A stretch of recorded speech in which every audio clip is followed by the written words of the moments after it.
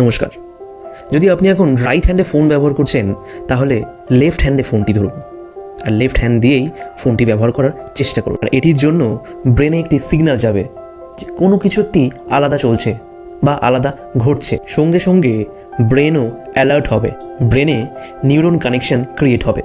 যখনই আপনি কোনো নন ডমিনেন্ট হ্যান্ড ইউজ করেন, অর্থাৎ যদি কেউ রাইট হ্যান্ডে লেখেন এবং সেটি বদলে লেফট হ্যান্ড দিয়ে লেখা শুরু করেন, কিংবা যদি কেউ রাইট হ্যান্ড দিয়ে টুথব্রাশ ইউজ করেন আর সেটি বদলে লেফট হ্যান্ড দিয়ে টুথব্রাশ করা শুরু করেন, এটির জন্য ব্রেন পাওয়ার ইনক্রিজ হয়।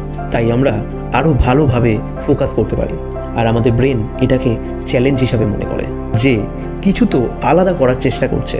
যখন আপনি আপনার কমফর্ট জোনে থাকেন আর অন্য কিছু আলাদা করার চেষ্টা করেন, ব্রেন সেটিকে নিউ টাস্ক হিসাবে দেখতে শুরু করে। তাই এখনই কমেন্ট বক্সে নিজের নন ডমিনেন্ট হ্যান্ড দিয়ে নিজের নাম লেখার চেষ্টা করুন, তাহলেই ডিফারেন্সটা বুঝতে পারবেন।